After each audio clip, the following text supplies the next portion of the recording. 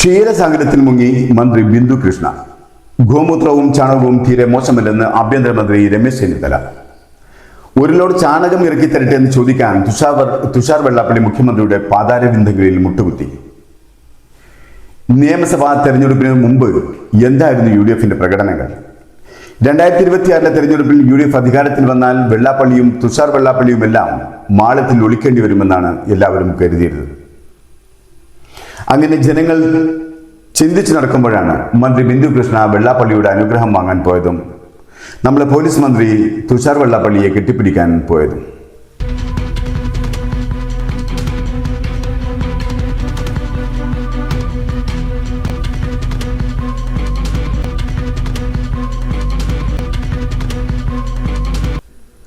ആരെയാണ് ഇവർ താണുകൂടു വണങ്ങുന്നത്?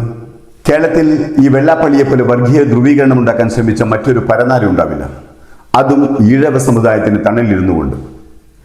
UDF പ്രതിപക്ഷത്തായിരുന്ന കാലയളവിൽ UDFനെയും അതിൻ്റെ നേതാക്കളെയും UDFന്റെ കുടിയായി നിന്നിരുന്ന മുസ്ലിം സമുദായത്തെയും ഇത്രമാത്രം തെറി പറഞ്ഞ, ഇത്രമാത്രം ആക്ഷേപിച്ച വെള്ളാപ്പള്ളിയുടെ മുന്നിൽ പോയി മുട്ടുകുത്തി നമസ്കരിക്കാൻ ബിന്ദു കൃഷ്ണയുടെ ഏത് അമ്പലത്തിൽ വിഗ്രഹമാണ് വെള്ളാപ്പള്ളി? വെള്ളാപ്പള്ളിയുടെ ആശ്രിതവത്സലിയായിരുന്നു ബിന്ദു കൃഷ്ണയെങ്കിൽ അത് തുറന്ന് കാട്ടേണ്ടതും അനുഗ്രഹം വാങ്ങിക്കേണ്ടതും തെരഞ്ഞെടുപ്പിന് മുമ്പായിരുന്നു. 163 സീറ്റ് കോൺഗ്രസിനും മറ്റു ഘടകകക്ഷികളുടെ സീറ്റും ചേർന്ന് 102 സീറ്റ് നേടി അധികാരത്തിൽ വന്നപ്പോൾ കോൺഗ്രസിന് തോന്നി ഇതെല്ലാം കോൺഗ്രസ് നേതാക്കളുടെ മഹത്വം കൊണ്ട് കിട്ടിയ നേട്ടമാണെന്ന്.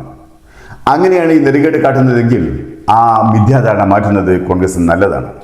ഇടതുപക്ഷം തീവ്ര വലതുപക്ഷത്തേക്ക് ചാഞ്ചു പോകുന്നു എന്ന തോന്നലിൽ രാജ്യത്തെ ന്യൂനപക്ഷവും മതേതരവാദികളും ഇടതിനോട് മുഖം തിരിഞ്ഞു നിന്നതിന്റെ കൃത്യമായ അടയാളപ്പെടുത്തലായിരുന്നു ഈ 102 എന്ന വലിയ സംഖ്യ. ബിന്ദു കൃഷ്ണയടക്കം ഒട്ടുമിക്ക നേതാക്കളുടെയും വിജയത്തിലേക്ക് നയിച്ച ജനവികാരത്തിലെ ഒരു പ്രധാന ഘടകം വെള്ളാപ്പള്ളിയുടെ മുസ്ലിം വിരോധവും വർഗീയ ധ്രുവീകരണ ശ്രമവുമായിരുന്നു. അതോടൊപ്പം പിണറായിയുടെ വെള്ളാപ്പള്ളി പ്രീണനവും. അതല്ലായിരുന്നുവെങ്കിൽ 4 വട്ടം എട്ടുനിലയിൽ പൊട്ടിയ ബിന്ദു കൃഷ്ണ എന്ന കൊട്ടത്തേങ്ങ ഇന്നും അറ്റത്ത് തന്നെ കിടന്നുള്ളുമായിരുന്നു. ബിന്ദു കൃഷ്ണയ്ക്ക് വെള്ളാപ്പള്ളി വിഗ്രഹം അഭികാമ്യമായിരുന്നുവെങ്കിൽ ഈ ഇഷ്ടം കാണിക്കേണ്ടത് തെരഞ്ഞെടുപ്പിന് മുമ്പായിരുന്നു. ഈ അനുഗ്രഹം വാങ്ങിക്കേണ്ടത് ഇലക്ഷന് മുമ്പായിരുന്നു. അന്ന് കാണിക്കാത്ത വെള്ളാപ്പള്ളി ഭക്തി ബിന്ദു കൃഷ്ണ ഇപ്പോൾ കാണിക്കുന്നത് വോട്ട് ചെയ്ത് വിജയിപ്പിച്ച ജനങ്ങളുടെ മുഖത്ത് കാർക്കിച്ചു തുപ്പുന്നതിന് തുല്യമാണ്. നാടിനും നാട്ടാർക്കും ഗുണമില്ലാത്ത ഒരു എംബോക്കിയുടെ മുന്നിൽ തലകുനിച്ചു നിന്ന് അനുഗ്രഹം വാങ്ങുന്ന ചിത്രം അറുപ്പും വെറുപ്പും ഉണ്ടാക്കുന്നുണ്ട് ജനങ്ങളിൽ. നിലപാടില്ലാത്ത, രാഷ്ട്രീയ മര്യാദയില്ലാത്ത വെറും 4ാം കിട രാഷ്ട്രീയ നേതാവിന്റെ നിലയിലേക്ക് തരം താണു ബിന്ദു കൃഷ്ണ. നിലപാടിന്റെ രാജകുമാരൻ എന്ന് ജനങ്ങൾ വാഴ്ത്തിപ്പാടുകയും അദ്ദേഹം തന്നെ മുഖ്യമന്ത്രിയായി വരികയും വേണമെന്ന് വാശി പിടിക്കുകയും ചെയ്ത ജനങ്ങളുടെയും ആ നേതാവിന്റെയും ചെകിട്ടത്തടിക്കുകയാണ് ബിന്ദു കൃഷ്ണ ചെയ്തത്. ഇന്നത്തെ മുഖ്യമന്ത്രി VD സതീശനെ പിതൃശൂന്യൻ എന്ന് പരക്കെ വിളിച്ച വെള്ളാപ്പള്ളിയെയാണ് ബിന്ദു കൃഷ്ണ താണുവണങ്ങുകയും അനുഗ്രഹം വാങ്ങുകയും ചെയ്തത്. അതല്ല, ജന്മം കൊണ്ട് സതീശൻ ഈ ആർക്കുണ്ടായതാണെന്ന് നമുക്കറിയാൻ പാടില്ല. പേര് കേട്ടാൽ സതീശനാണെന്ന് നമുക്കുണ്ടാവുമല്ല, നമുക്കറിയാൻ പാടില്ല. കൊണ്ട് സതീശൻ ഈ ആർക്കുണ്ടായതാണെന്ന് നമുക്കറിയാൻ പാടില്ല. പേര് കേട്ടാൽ സതീശനാണെന്ന് നമുക്കുണ്ടാവുമല്ല, നമുക്കറിയാൻ പാടില്ല. ഞങ്ങളുടെ വേദിയിലും വന്ന് ഞങ്ങളുടെ ആളുടെ ചീത്ത പറഞ്ഞ് ഞങ്ങളുടെ ആളെ കൈയടിച്ചോളൂ, ഞങ്ങളുടെ ആളെ ചീത്ത പറയുമ്പോൾ നമ്മുടെ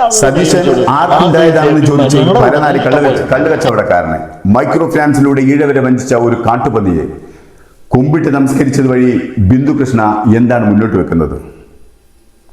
വെള്ളാപ്പള്ളി നടേശൻ സതീശന്റെ പേരിൽ ആരോപിച്ച ആ പിതൃശൂന്യത ഞാൻ അംഗീകരിക്കുന്നു എന്നാണോ മന്ത്രി ബിന്ദു കൃഷ്ണ വെള്ളാപ്പള്ളിയെ പോയി കണ്ട് അനുഗ്രഹം വാങ്ങിയതിൽ നിന്നും ജനങ്ങൾ മനസ്സിലാക്കേണ്ടത്? അതല്ല, മലപ്പുറം ജില്ല ഇന്ത്യക്കപ്പുറമുള്ള മറ്റൊരു രാജ്യമാണെന്നും മലപ്പുറം ഹിന്ദുക്കൾക്ക് വാഴാൻ പറ്റിയ നാടല്ലെന്നും മലപ്പുറത്തുള്ള മുസ്ലിങ്ങൾ വർഗീയവാദികളാണെന്നും അംഗീകരിക്കുകയായിരുന്നു ബിന്ദു കൃഷ്ണ ഇതിലൂടെ ചെയ്തത്. ബിന്ദു കൃഷ്ണ ആർജവും മന്ദസ്സുമുള്ള ഒരു പെണ്ണായിരുന്നുവെങ്കിൽ ഇലക്ഷന് മുന്നേ പറയണമായിരുന്നു വെള്ളാപ്പള്ളിയുടെ അനുഗ്രഹവും ആശീർവാദവും എനിക്ക് വേണമെന്ന്. എനിക്ക് വിജയിക്കാൻ വെള്ളാപ്പള്ളിയുടെയും തുഷാർ വെള്ളാപ്പള്ളി എന്ന ഇരുതലമൂരിയുടെയും സഹായം വേണമെന്ന്. അതൊന്നും പറയാതെ ചുഴുവിൽ MLAയും മന്ത്രിയുമായതിനു ശേഷം തിന്നമിടുക്ക് കാണിക്കല്ലേ. ഇനിയും ഒരവസരം ജനം നൽകിയെന്ന് വരില്ല. പണ്ടത്തെ പോലെ ജനം ഇന്നെല്ലാം മറക്കില്ല. ഓർത്തുവെക്കേണ്ടത് ഓർത്തുവെക്കുക തന്നെ ചെയ്യും. ഇത്രയൊക്കെ ആയിട്ടും ലീഗിന്റെ ഉന്നത നേതാക്കൾ ഉറക്കത്തിൽ തന്നെയാണ്. അവരാരും ഒന്നും ഉരിയാടിയില്ല. യൂത്ത് ലീഗ് നേതാവ് ഷാക്കിറിന്റെ ചുണ്ടു മാത്രമാണ് ഒന്ന് അനങ്ങിയത്. ലീഗിനൊന്നും അധികാരത്തിലാണ് ഭ്രാന്ത്, അത് നഷ്ടപ്പെടുത്തുന്നൊന്നും അവർ ഉരിയാടുകയില്ല. കോൺഗ്രസിൽ റിജുൽ മാക്കുറ്റി അടക്കം ചില യൂത്തന്മാർ പ്രതികരിച്ചു. അതും വലിയൊരു ആശ്വാസം തന്നെയാണ്. മുഖ്യമന്ത്രി വി ഡി സതീശനെ തുഷാർ വെള്ളാപ്പള്ളി അങ്ങോട്ട് ചെന്ന് കണ്ടപ്പോൾ നമ്മുടെ ആഭ്യന്തരമന്ത്രി കേരളത്തിലെ NDAയുടെ സ്റ്റേറ്റ് കൺവീനറെ അങ്ങോട്ട് ചെന്ന് കണ്ടു. ഒരു തരം വിപരീത ആകർഷണം. എന്തായാലും ഒന്ന് പറഞ്ഞേക്കാം, ഇടതുപക്ഷം ഭരിക്കുമ്പോൾ ഭരണം കയ്യെത്തിപ്പിടിക്കാൻ നിങ്ങൾ എന്തൊക്കെയാണോ ഇടതിന്റെ മേൽ ആരോപിച്ചത് അതേ വഴിയിലേക്കാണ് നിങ്ങൾ ഇറങ്ങിച്ചെല്ലുന്നത്. ജനം വിഡ്ഢികളിൽ നിന്നും പ്രതികരിക്കുമ്പോൾ അതിന്റെ ചൂട് പണ്ടത്തേതിൽ നിന്നും അല്പം കൂടുതലായിരിക്കുമെന്നും ഓർത്താൽ നല്ലതാണ്.